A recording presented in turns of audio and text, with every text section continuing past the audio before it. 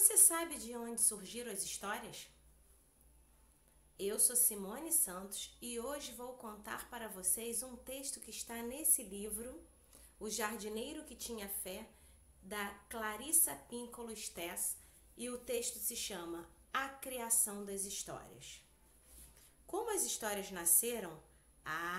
As histórias vieram ao mundo porque Deus se sentia só. Deus se sentia só? Claro que sim, sabe? Porque o vazio no início dos tempos era muito escuro. O vazio era escuro porque estava tão abarrotado de histórias que nenhuma única história conseguia se salientar das outras. As histórias estavam, portanto, sem forma, e o olhar de Deus passeava pelas profundezas à procura, em busca de uma história, e a solidão de Deus era imensa. Finalmente surgiu uma grande ideia e Deus murmurou: que se faça luz.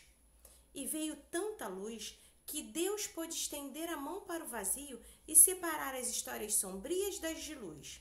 Daí resultou o nascimento de claras histórias matinais, bem como de belas histórias noturnas.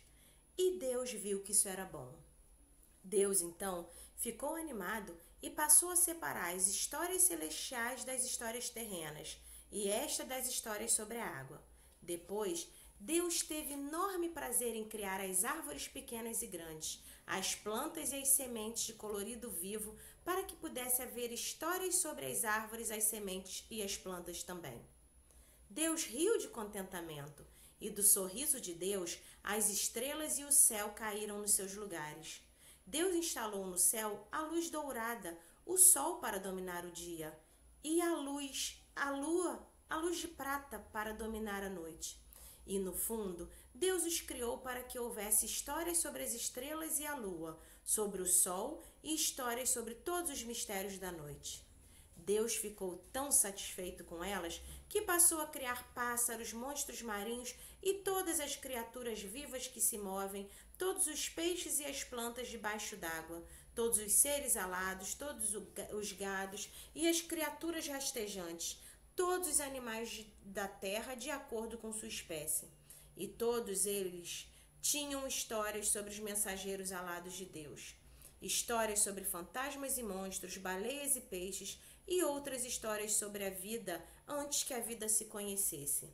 Sobre tudo que a vida tinha no momento e tudo que viria a nascer. No entanto, mesmo com todas essas criaturas fantásticas e essas histórias magníficas, mesmo com todos os prazeres da criação, Deus ainda estava solitário.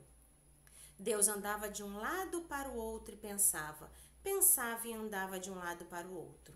E finalmente ocorreu uma ideia ao nosso grande Criador. Vamos criar seres humanos à nossa imagem e semelhança. Que eles cuidem de todas as criaturas, dos mares, dos ares e da terra, e que delas recebam cuidados também. E então, Deus criou os seres humanos com pó da terra e soprou nas suas narinas o alento da vida. E os seres humanos se tornaram almas viventes. Homem e mulher, Deus os criou. E à medida que foram criados, de repente, todas as histórias que acompanham o fato de ser totalmente humano também ganharam vida. Milhões e milhões de histórias. E Deus abençoou todas elas e as colocou num jardim chamado Éden. Agora, Deus passeava pelos céus todo sorrisos, porque afinal, sabe, Deus não se sentia mais só. Não eram as histórias que estavam faltando na criação, mas sim, e de modo mais específico, os humanos expressivos que pudessem contá-las.